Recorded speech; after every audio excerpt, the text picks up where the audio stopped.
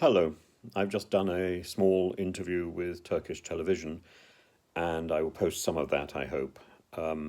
But something struck me while I was talking that Her Majesty the Queen has been such an extraordinary catalyst for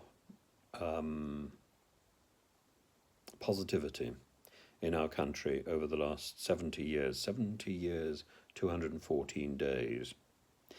And I think that positivity will continue after her death. And specifically, her funeral, which probably will take place in about 18 days, will be an event where there will be an orchestration of probably the greatest collection of heads of state and dignitaries from almost every country in the world gathered together to pay tribute to Her Majesty the Queen. It will be the most extraordinary ceremony and event that I think we will witness in our lifetime. And that is a time for soft diplomacy. It might even, oh goodness, I hold out hope that it might even be a chance for a first stab at peace negotiations between Russia and Ukraine. Now is the time. It is ripe to start those negotiations if only Mr. Putin and the Kremlin would come to the negotiating table. I think it would be extraordinary, even in today's world, if the Kremlin were not represented at a high level at the funeral of Queen Elizabeth II. One has to remember that not so long ago Mr. Putin was present in the UK on a state visit and stayed with the Queen in Buckingham Palace. I very much remember his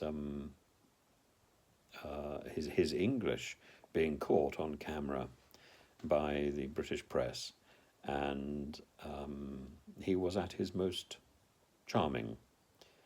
And it's a moment of Mr. Putin that I treasure. So much of the Putin that I think about is pugilistic and defiant. Even in the last few days, he's spoken about not giving up, despite the fact that his war, is clearly not going in the right direction, despite the fact that he seems to be running out of ammunition and weapons. In fact, North Korea is providing a lot of these, which is ironic. And I think I think this would be a great opportunity. I cannot think of another time when there would be such a gathering of statesmen and women in one place. Of course, it will be a security nightmare.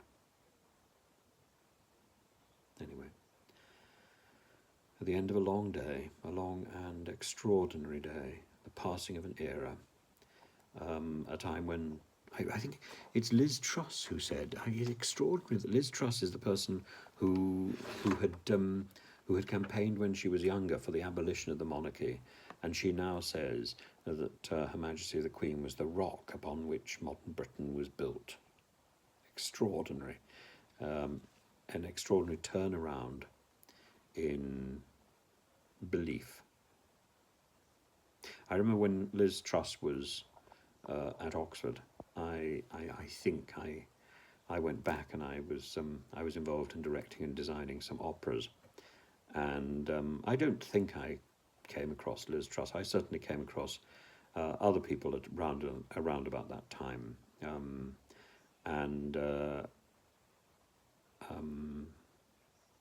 yes, Oxford is an extraordinary hot pot, an extraordinary melting pot, and